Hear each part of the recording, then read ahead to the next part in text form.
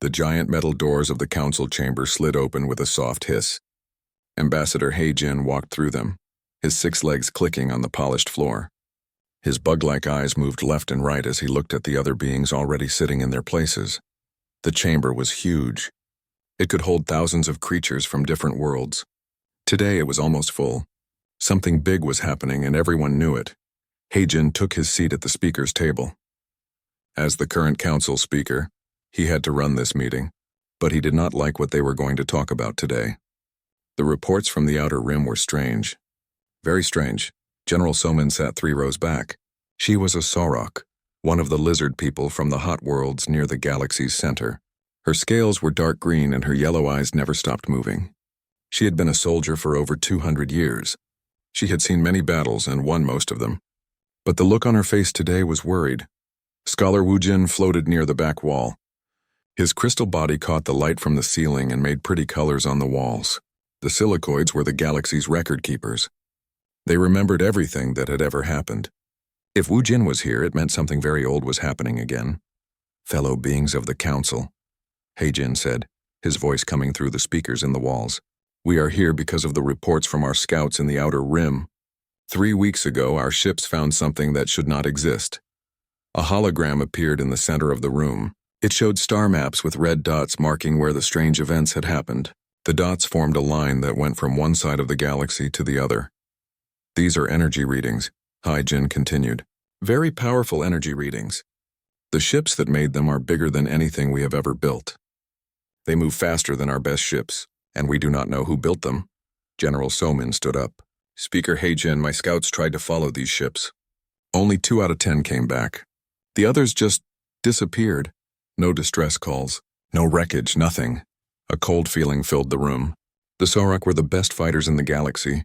If their ships could not handle whatever was out there, what could? Scholar Wu-Jin's crystal body began to glow brighter. This meant he was thinking hard about something. May I speak? He asked. Please do, He-Jin said. Wu-Jin floated forward. His voice was like the sound of wind chimes. I have been looking at these energy readings for many days. I have compared them to every ship design in our records. They do not match anything from any known race, he paused. The light in his crystal body grew even brighter. But they do match something else. Something very old. Something that most beings think is just a story. Another hologram appeared. This one showed old symbols and writing from different worlds. Some looked like pictures. Others were just strange marks. These are myths, Wu-Jin said. Stories that different races tell their children. Stories about the Terrans. A wave of noise filled the chamber. Some beings laughed. Others made worried sounds. Everyone had heard the stories about Terrans when they were young. You cannot be serious, said Ambassador Kai-Wan from the Water People. Her blue skin was darker than usual, which meant she was angry. Terrans are just stories. Made-up tales to scare children. That is what I thought too, Wu-Jin said. But look at this, the hologram changed. Now it showed the energy readings next to old drawings from a dozen different worlds. The patterns were the same. Every major race in the galaxy has stories about Terrans, Wu-Jin continued. The details are different, but the main points are always the same. They were warriors who could not be killed. They could survive anywhere. They built ships that could destroy planets. And then one day they all disappeared. General Somin's tail was moving back and forth. This happened when she was thinking about fighting. Even if these Terrans were real, that was thousands of years ago. They are gone now. Are they? Wu-Jin asked. He made the hologram show a timeline. It went back 800 years. 800 years ago, my people sent exploration ships to the Outer Rim. One of these ships found a small yellow star with several planets. The third planet was blue and green with lots of water. It looked perfect for life. The timeline showed a red mark at that point. The ship sent a message saying they had found something interesting. Then all contact was lost. When rescue ships arrived, they found nothing. No ship, no wreckage, no trace that our people had ever been there. General Somin sat up straighter. Wait, 800 years ago? The Sorok lost an entire exploration fleet around that time. 5 ships all gone. Our records say they were investigating a primitive world near the edge of known space. Which world? Wu-Jin asked. A small blue planet orbiting a yellow star. The chamber became very quiet. Even the air recycling system seemed to make less noise. He-Jin felt his stomach turn cold. Are you saying that these Terrans are real? That they have been hiding for 800 years? I am saying, Wu Jin replied, that something destroyed our ships 800 years ago. Something that lives on a blue world near a yellow star, and now ships with the same energy patterns as the mythical Terrans are moving through our space. Ambassador Dal Young from the Cloud People spoke up. His voice was like whispered wind. But the stories say Terrans were primitive. They had no technology. How could they build ships like this? Scholar Wu Jin's light grew dim. The stories also say they learned very fast. That they could take any technology and make it better. 800 years is a long time to learn and grow. This is crazy, said Representative Miran from the Plant People. Her leaves were turning brown with worry. Even if they are real, they are just one species. We are the combined power of 50 different races. We have billions of ships, trillions of soldiers. They cannot threaten us, General Somin stood up again. With respect, Representative Miran, that is what every enemy has thought before we defeated them. Pride comes before a fall. She looked around the chamber. If these Terrans are real and if they have been preparing for 800 years, then we have a problem. A big problem. Heijin called for order as voices rose throughout the chamber. Some beings wanted to send the entire galactic fleet to find these mysterious ships. Others wanted to try talking with them first. A few thought they should just ignore the whole thing and hope it went away. We need more information, Heijin finally said. I propose we send a joint task force to investigate. 3 ships from different races. They will try to make contact with whoever is flying these unknown vessels. And if contact fails, General Somin asked, then we will know we are at war. The vote was close, but it passed. Within 2 days, a small fleet would head to the outer rim. They would try to solve the mystery of the strange ships and their unknown builders. As the meeting ended and beings began to leave, Scholar Wu Jin floated over to General Somin. General, he said quietly, there is something else. Something I did not mention in the meeting. What? The old stories about Terrans all end the same way. They say the Terrans did not disappear. They say the Terrans went to sleep, and they would wake up when the galaxy needed them most. General Somin's yellow eyes narrowed, or when the galaxy threatened them. Yes, Wu Jin whispered. The stories also say that when Terrans wake up, they wake up angry. Far away in the cold dark between the stars, something that had been sleeping for 800 years began to stir. The Terrans were indeed waking up, and Scholar Wu Jin was right about one thing. They were very, very angry. Captain Kyung-soo sat in his command chair and watched the alien fleet through his ship's sensors. The silent arrow hung in space like a ghost, invisible to every scanner the galaxy's best minds had ever built. Human stealth technology bent light and gravity around the ship, making it impossible to detect. How many ships do you count, Ye-jin? He asked his communications officer. Lieutenant Ye-jin looked up from her console. Her fingers moved quickly over the glowing buttons. 112 ships, Captain. 12 different species. They think they brought enough firepower to handle anything. Kyung-soo almost smiled. Almost. They have no idea what they're dealing with, do they? No, sir. I've been listening to their communications for 3 days. They still think humans are just stories. The alien fleet was impressive. The largest ship was the Storm's End, a massive dreadnought belonging to the Cloud People called Ethereals. It was 3 kilometers long and carried enough weapons to level a small moon. Around it flew cruisers, destroyers, and fighter craft from a dozen different worlds. High Admiral Dalsu commanded the fleet from his bridge on the Storm's End. He was ancient, even for an ethereal. His gas cloud body swirled with confidence as he studied the star charts. Admiral, said his aide, a young ethereal named Jin Ho. Our scouts report no sign of the unknown vessels. Perhaps they have moved on. Dalsu's form darkened slightly. No, they are here somewhere. I can feel it. He was right, but not in the way he thought. The silent arrow was less than 50 kilometers away, close enough that Kyung-soo could see individual windows on the alien ships. On the Vaktar cruiser Sharpclaw, Tactical Officer Minho stared at his sensors with growing worry. Something was wrong with the readings, but he could not figure out what. Computer, run a full diagnostic on the gravitational sensors, he ordered. Diagnostic complete. The computer replied in the clicking language of his people. All systems functioning normally, but Minho's 6 eyes could see the tiny fluctuations in the gravity readings. Something massive was moving through space nearby, but their instruments showed only empty void. Lieutenant Sung-ho, he called to his commanding officer, I think we should extend our sensor range. There are gravitational anomalies that suggest There is nothing out there, Minho. Sung-Ho cut him off. You are seeing ghosts in the data. Focus on real threats. Minho's antennae drooped with frustration. He had been a sensor specialist for 30 years. He knew when something was wrong, but his warnings fell on deaf ears. Meanwhile, Lieutenant Yejin was having the time of her life. The aliens used simple encryption on their communications. Breaking their codes was easier than a child's puzzle.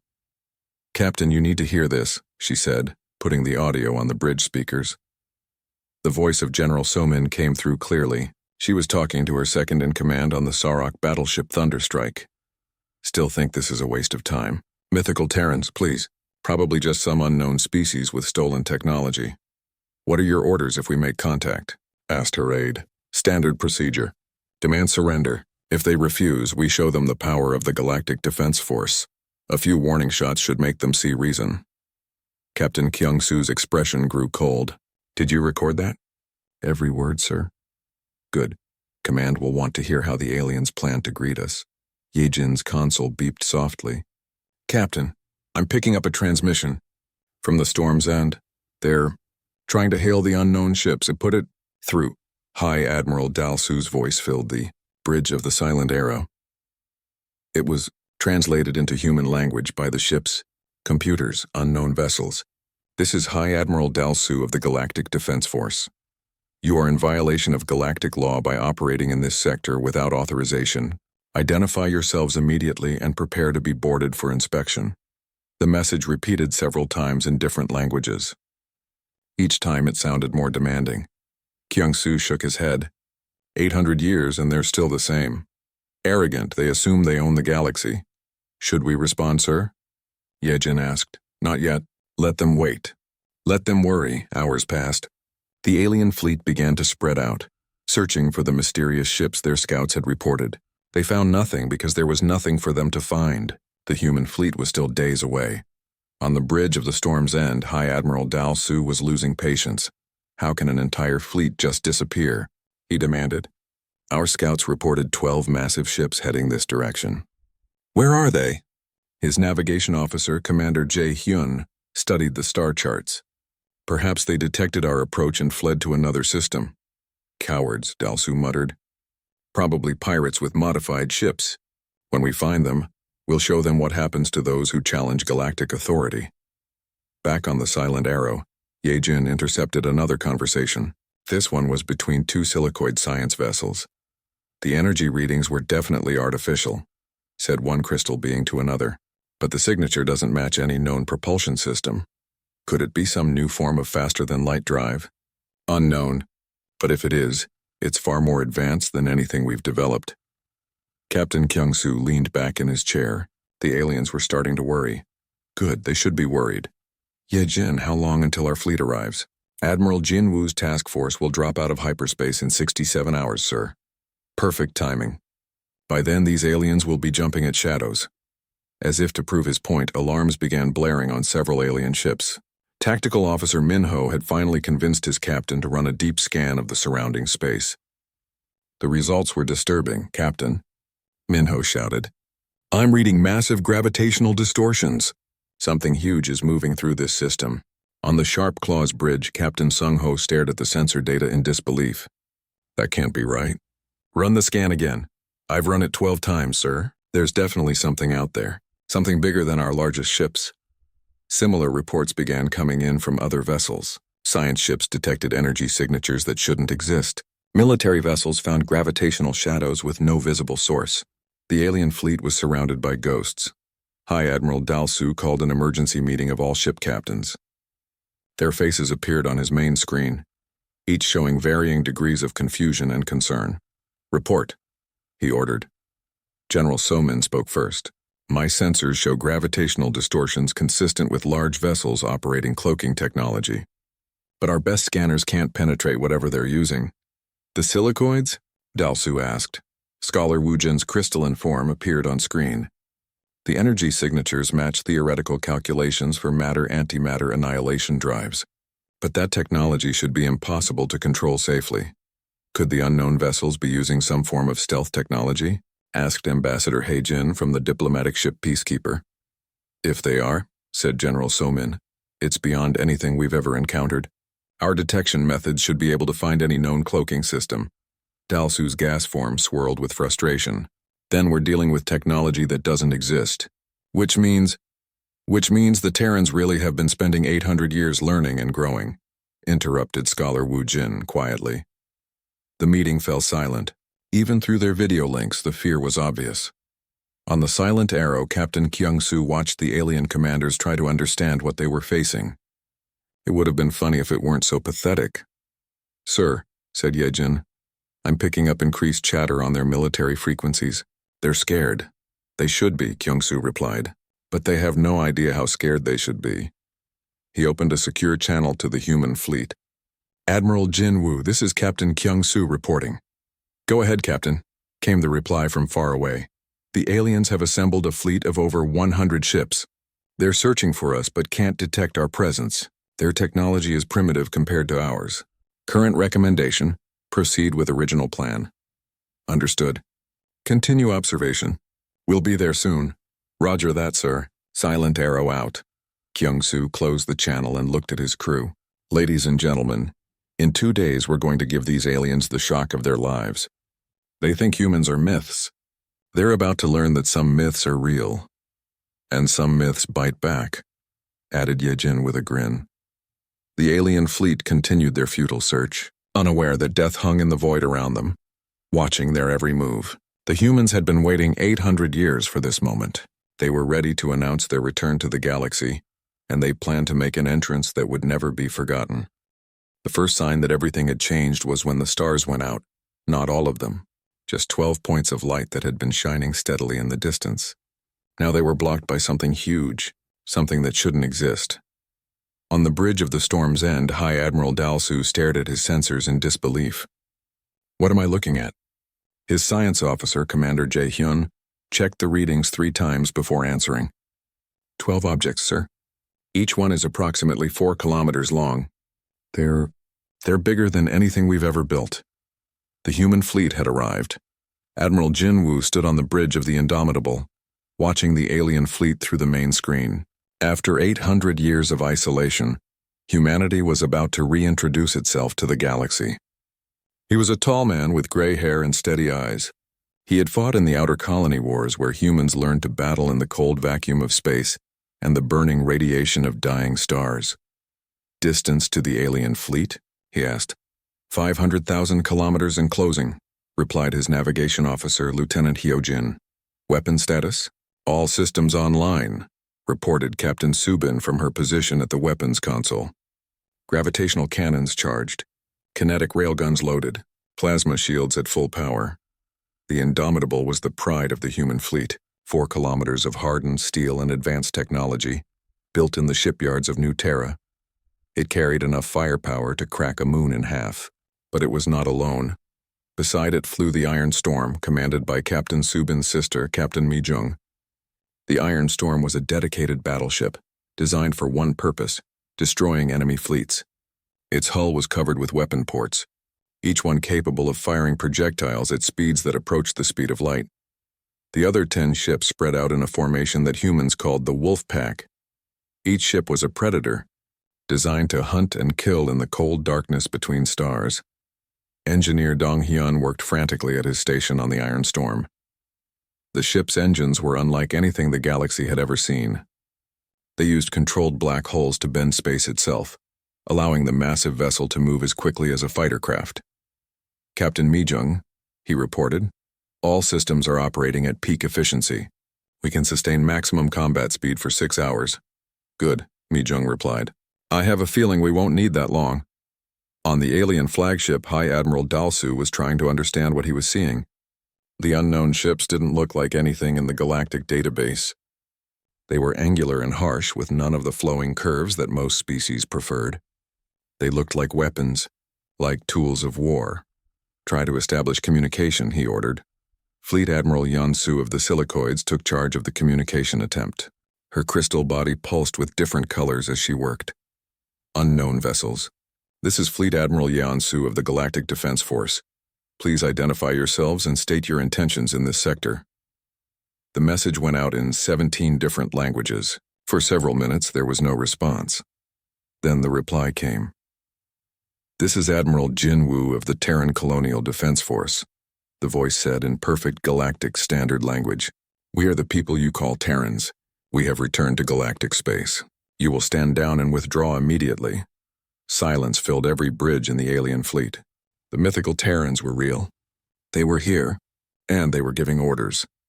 High Admiral Dalsu's gas form swirled with anger.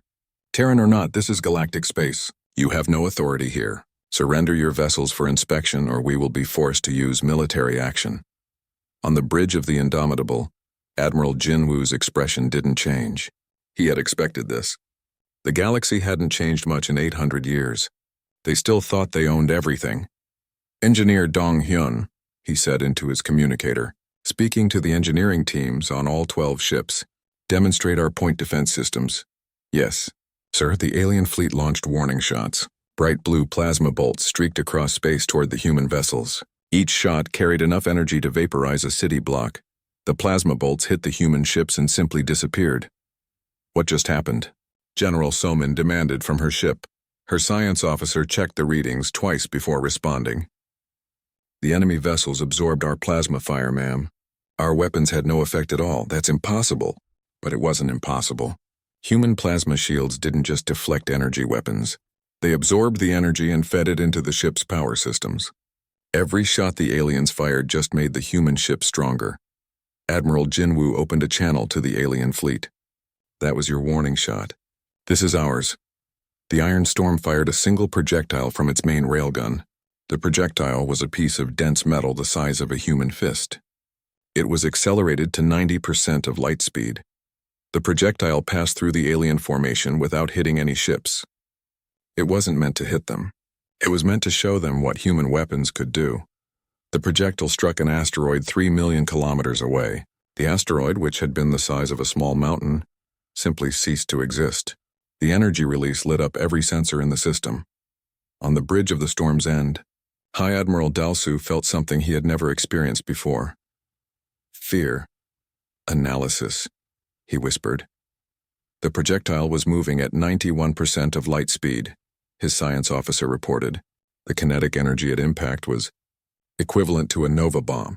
A nova bomb could destroy an entire planet. "And they missed us on purpose," added Commander Jae-hyun. Quietly, Admiral Jinwoo's voice came over the communication channel again.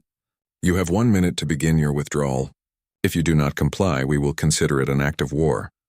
General Somin had heard enough. "All ships attack formation Delta 7. We will not be threatened by one species, mythical or not."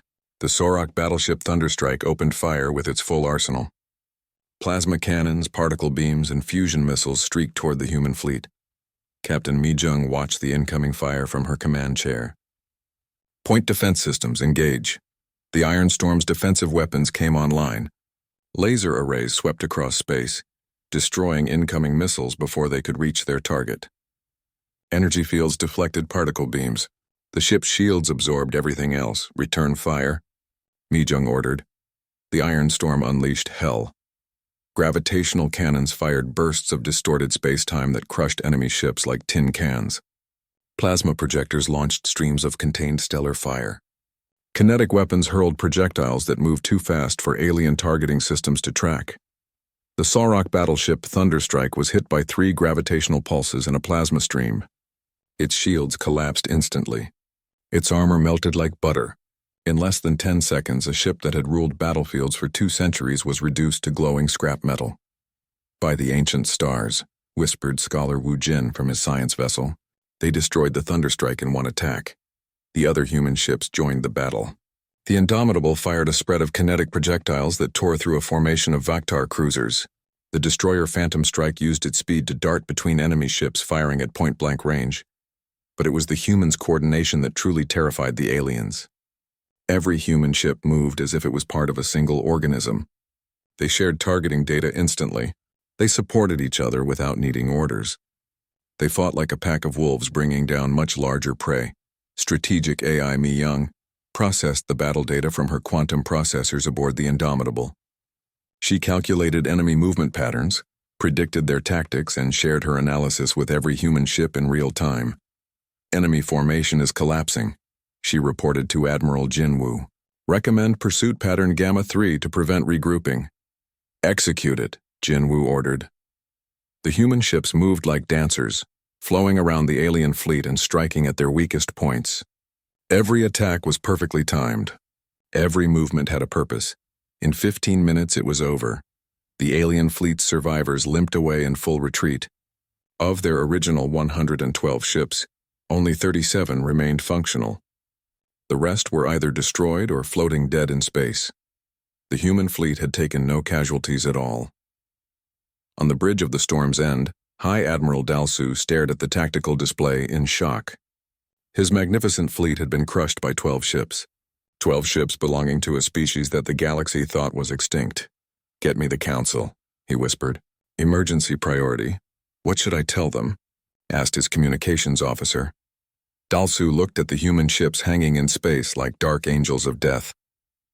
"Tell them the myths are real.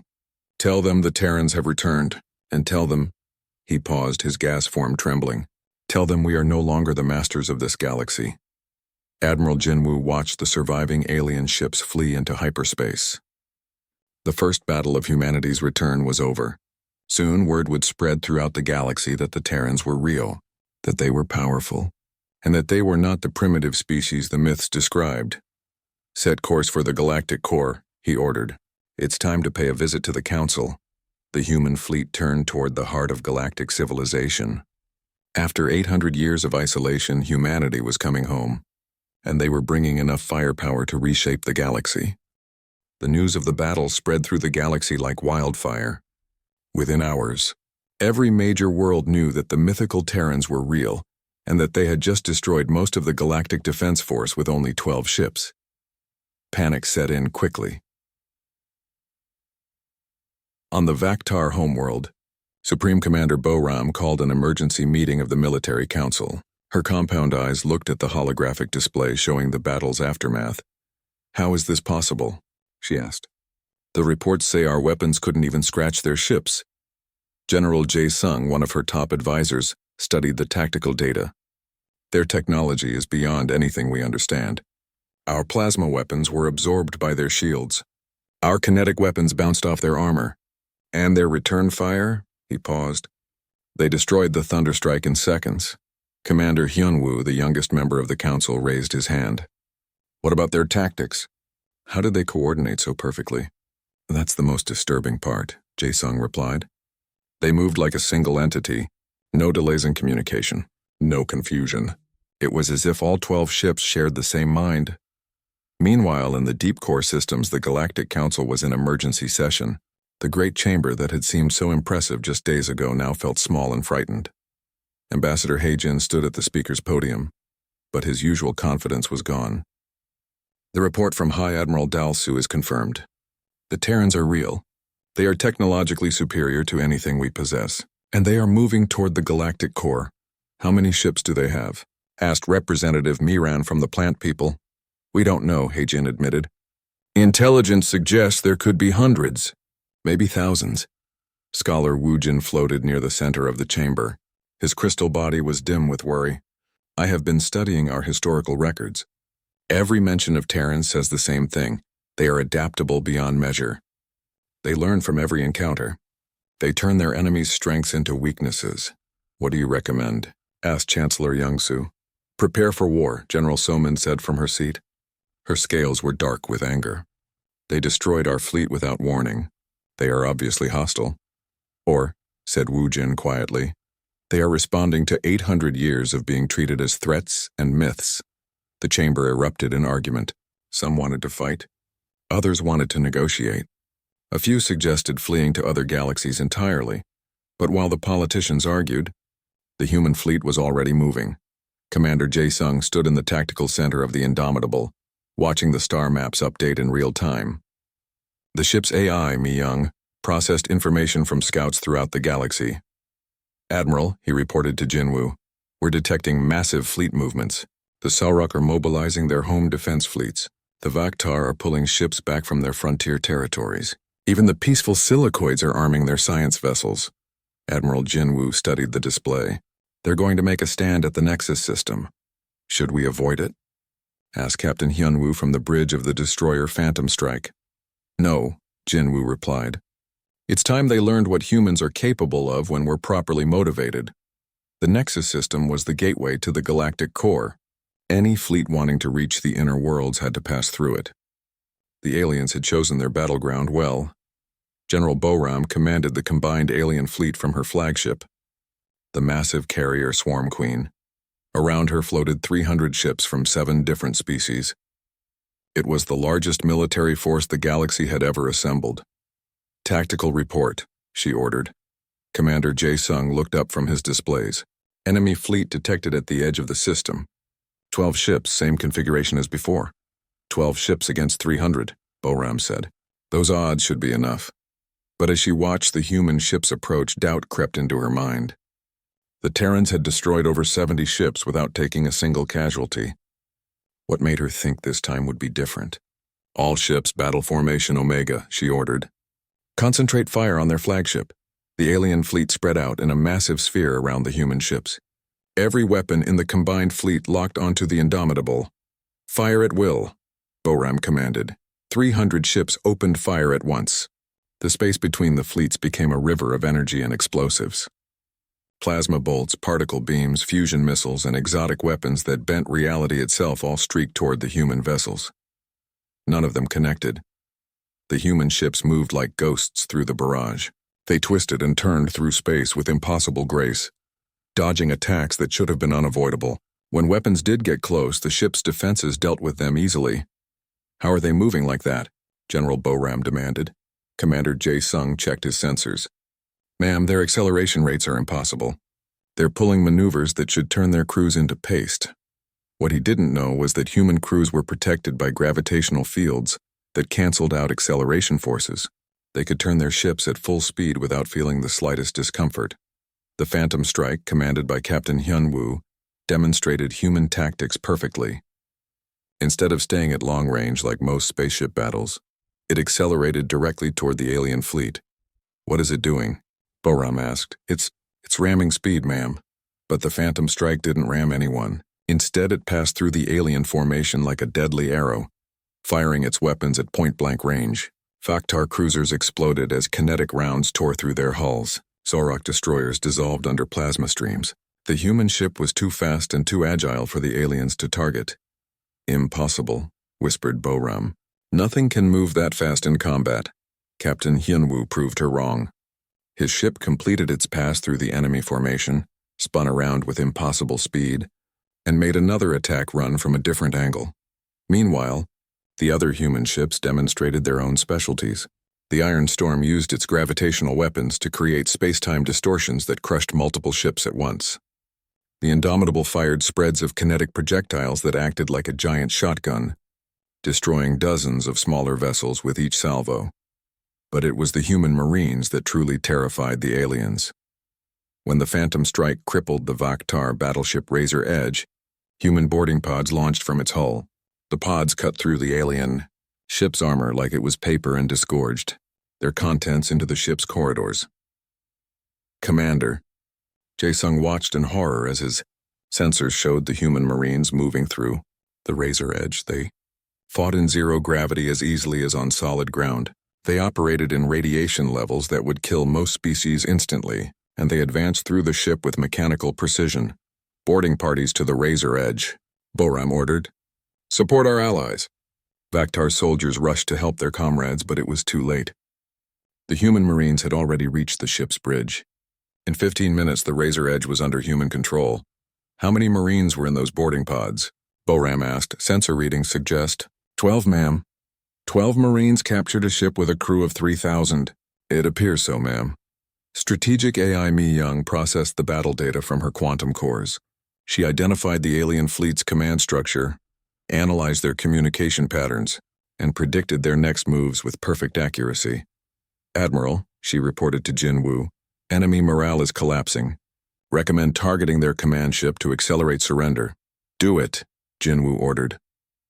The Indomitable turned its main weapons toward the Swarm Queen, but instead of destroying the alien flagship, it fired a single kinetic round that passed just meters from the ship's bridge. The message was clear. We could have killed you all, but we chose not to. General Boram stared at the human flagship through her main screen. In 30 minutes, her fleet of 300 ships had been reduced to fewer than 50 functional vessels. The Terrans had barely taken any damage in return. "Open a channel," she said quietly. Admiral Jinwoo appeared on her screen. He was a human male with gray hair and calm eyes that seemed to see everything. When he spoke, his voice was steady and patient. "I am Admiral Jinwoo of the Terran Colonial Defense Force. Do you wish to surrender?" Boram looked around her devastated bridge. Half her crew was dead or wounded. Her ship was barely functional. Her fleet was scattered and broken. "What are your terms?" she asked. "Simple," Jinwoo replied. "Withdraw from this system. Tell your leaders that humanity has returned to galactic space. We want to talk, not fight. But if you force us to fight—" He gestured at the wreckage floating around them. "You've seen what happens. And if we agree, then no more of your people need to die today." Boram looked at her tactical display one more time. The human ships hung in space like dark angels, undamaged and ready for more combat. They had won a complete victory against impossible odds. "All ships," she broadcast to her surviving fleet, "withdraw to the outer system. Cease all hostile actions."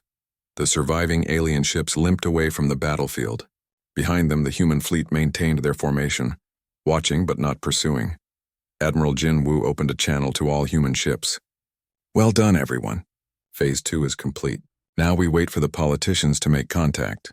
On the bridge of the Iron Storm, Captain Mi-jung smiled grimly. "Think they'll be more reasonable this time?" 3 days after the Battle of Nexus, a small diplomatic ship approached the human fleet. It flew alone, broadcasting peace signals on all frequencies. The ship carried Ambassador He-jin and a delegation from the Galactic Council. Admiral Jinwoo watched the approaching vessel from the bridge of the Indomitable. "They want to talk," he said to his officers. "Good, talking is better than fighting." "Should we let them come aboard?" asked Captain Subin. "No, we'll meet them on neutral ground." An hour later, representatives from both sides gathered in the conference room of Nexus Prime, the space station that orbited the system's main star. The station was neutral territory, belonging to no single species. Ambassador He-jin entered the conference room with careful steps. His 6 legs clicked nervously on the metal floor. He had never been this close to a living Terran before. The myth said they were giants who could tear apart starships with their bare hands. Admiral Jinwoo was tall, but not impossibly so. He wore a simple blue uniform with silver rank insignia. His gray hair was neat and his eyes were calm. He looked normal, human, but He-jin could feel the power that surrounded him. This was a being who commanded ships that could destroy planets. "Admiral Jinwoo," He-jin said formally. "I am Ambassador He-jin, Speaker for the Galactic Council. We come seeking peace." "Peace is what we want too," Jinwoo replied. He gestured to the chairs around the conference table. "Please sit. We have much to discuss." As they took their seats, He-jin studied the other humans in the room. There was Elder Ji-hoon, an ancient man with white hair and wise eyes. Captain Subin sat quietly, but her presence radiated controlled violence. And there was strategic AI Mi-young, her holographic form flickering softly as she processed data. "Before we begin," Jinwoo said, "let me introduce someone who can explain our history better than I can. Elder Ji-hoon is our oldest colonial administrator. He was alive when your people first found Earth." Elder Ji-hoon leaned forward. His voice was soft but carried the weight of centuries. 800 years ago, your scouts found our world. We were primitive then, just learning to build ships that could reach our nearest moon. Your people came in peace, offering trade and knowledge." He-jin shifted uncomfortably. The official record said the first contact mission had failed due to technical problems. "But your council had already decided we were dangerous," Ji-hoon continued. "They read our history, saw our wars, and concluded that humans were too violent to join galactic civilization. The trade mission was a lie. Your real purpose was to study us and decide how to contain us. That's not—" He-jin began. "It's exactly what happened," Jinwoo interrupted. "We have the records. When your trade mission left, they recommended that Earth be quarantined. No contact with humans, no technology sharing, no inclusion in galactic affairs. They said we were primitive and would never amount to anything." Elder Ji-hoon's eyes grew distant. "I was young then, working in our planetary defense center. We detected your warships approaching Earth. 50 vessels armed with weapons that could have wiped out all life on our world. You never attacked, Ji-hoon agreed. Because we surprised you. When your fleet arrived, they found Earth's orbital space filled with human ships. We had taken your abandoned technology from the trade mission and improved it. In 6 months, we had gone from primitive rockets to faster-than-light travel. Ambassador He-jin felt his stomach turn cold. That's impossible. No species can advance that quickly. Strategic AI Mi-young's hologram flickered. Probability analysis suggests otherwise. Humans demonstrate exceptional adaptability. When presented with new technology, human innovation rates increase exponentially. Your fleet commander made a choice, Elder Ji-hoon continued. He could attack and face unknown human capabilities, or he could withdraw and report that the primitive humans were no longer primitive. He chose to withdraw. But instead of reporting the truth, Admiral Jin-woo said, your council decided it was easier to pretend humans didn't exist. They classified all records of Earth. They told the galaxy that the Terran contact mission had failed due to navigation errors. They turned us into myths. He-jin's antennae drooped. We didn't know. You didn't want to know, Jin-woo corrected. It was easier to ignore us than to admit you had made a mistake. So what happened to humanity? He-jin asked. Where have you been for 800 years?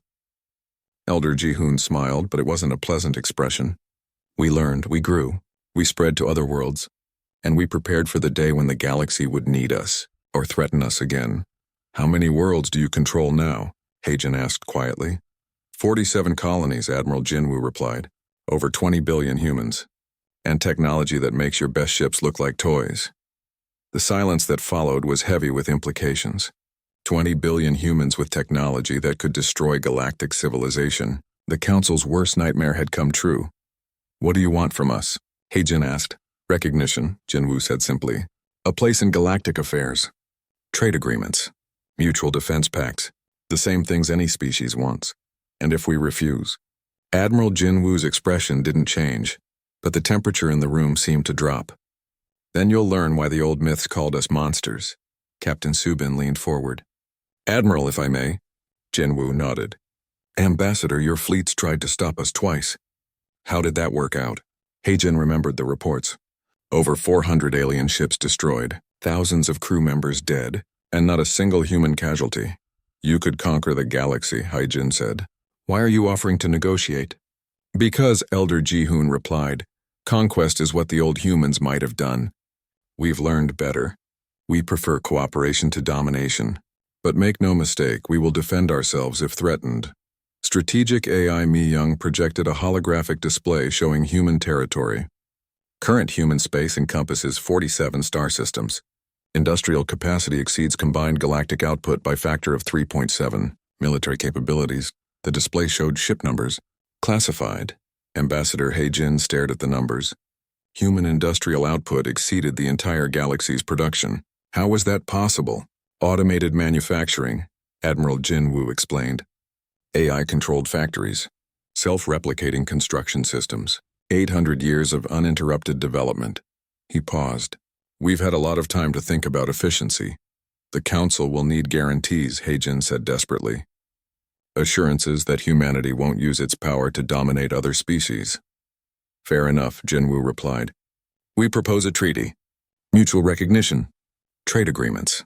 Joint defense against external threats. Humans get a voice in galactic affairs proportional to our population and resources. And our guarantee of your peaceful intentions. Elder Ji-hoon leaned back in his chair. Ambassador, if we wanted to conquer the galaxy, would we be sitting here talking to you? Or would we already have taken over? The point was valid and terrifying. Humanity could have swept through galactic space like a tidal wave. Instead, they were offering to negotiate. I'll need to consult with the Council, He-jin said. Of course, Jin-woo replied. But while you're consulting, remember this. The galaxy is bigger than just our little corner of it. There are other species out there. Other threats. Some of them make humans look peaceful by comparison.